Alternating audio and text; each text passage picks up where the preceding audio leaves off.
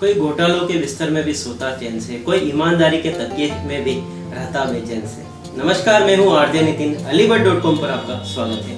दोस्तों, आज मैं आपको कहानी सुनाता हूँ दो ईमानदार किसानों की, जो अपनी इस ईमानदारी की आदत से अपने जीवन में बहुत संतुष्ट है। किसी दिन इनको खेत के अंदर मिला गड़ा धन था, उस धन को भी आपस में रखना नहीं चाहते थे, क्योंकि वो बहुत ईमानदार थे। दोस्तों, अगर ये कहानी आपको पसंद आती हो तो आप इसे लाइक कीजिएगा, शेयर कीजिएगा और सब्सक्राइब कीजिएगा।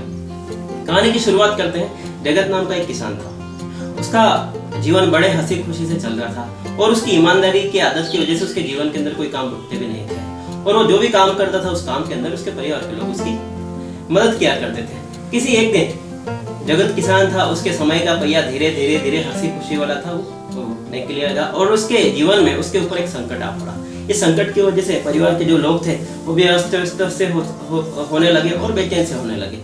इस जगत किसान को अपने बेटे के व्यापार के लिए पैसों की सख्त जरूरत पड़ी। इस जगत किसान ने इधर उधर सब जगह हाथ मारा और कहीं से भी कहीं पैसों का बंदोबस्त हो नहीं रहा था। जगत किसान ने मन ही मन सोचा, अपनी पत्नी से राय मशवरा करने के बाद में उसके पुश्तों की जो मिली हुई जमीन थी, उसके परदादाओं का खेत था, उसको उसने बेचने का निर्णय लिया। यह बात हवा की रफ्तार के साथ में पड़ोस के गांव में पहुंची। इस गांव में एक प्रभु नाम का किसान था। इस किसान को भी ये बात पता चली। इस प्रभु किसान को भी किसी जमीन और खेत की जरूरत पड़ी थी। इस प्रभु किसान को बात पता चली। एक किसान प्रभु ढूंढता ढूंढता पड़ोस के गांव में जगत किसान के पास में गया, उससे बात की। जगत किसान ने इस खेत की जो तय कीमत थी, इस कीमत के बारे में बताया। प्रभु किसान ने इस तय कीमत को जगत को चुकता किया।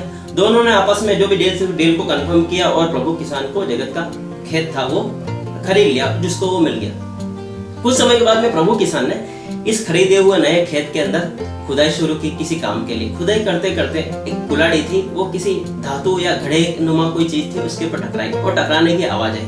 प्रभु किसान ने इस जो टकराने की आवाज थी, कुल्हाड़ी जहां पर मारी थी, उस जगह के आसपास जितनी मिट्टी थी, मिट्टी को उसको सरकाने के लिए मिट्टी को सरकाया। उसने देखा कि अरे ये तो गड़ा हुआ घड़ा है। इस घड़े के अंदर उसने हाथ डाला और देखा तो इसके अंदर धन था, बहुत कीमती बेशकीमती सोने के सिक्के और दूसरी तरह के आभूषण वगैरह चीजें थी।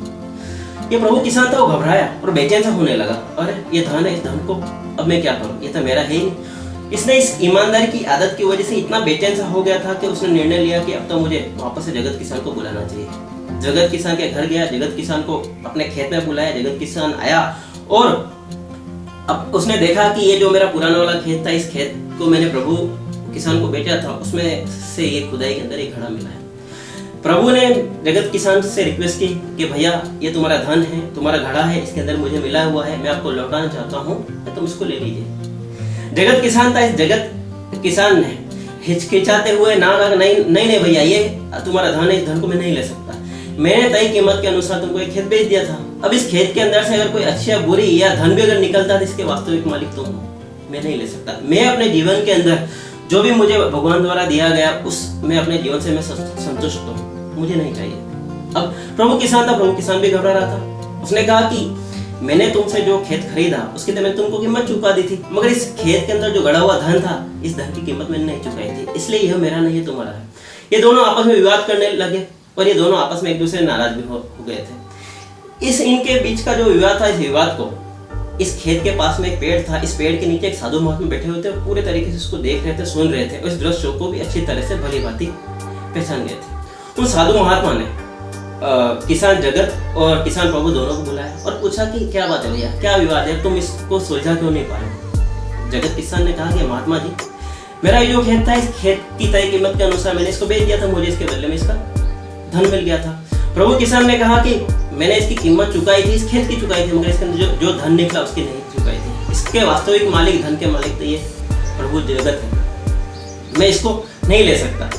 साधु महात्मा ने कहा कि ये तुम्हारा जो विवाद है, ये विवाद तो काफी जटिल है, इसको तो किसी और युक्ति के साथ में सुलझाना पड़ेगा। काफी देर के बाद में सोचने के बाद में ये जो महात्मा थे, इन महात्मा ने एक युक्ति निकाली और पूछा कि बताइए किसान जगत और प्रभु, तुम दोनों की क्या क्या संतान की क्या उम्र है? प्रभु जगत ने कहा कि महात्मा जी, मेरा एक बेटा है, इकलौता बेटा है, जिसकी उम्र शादी के लायक हो गई है। प्रभु किसान ने कहा कि महात्मा जी, मेरी भी एक इकलौती बेटी है, जिसकी उम्र भी शादी के लायक हो गई है, बहुत जल्द शायद उसकी शादी करानी पड़ेगी, जिसकी मैं तैयारी भी करने में लगा हुआ हूँ।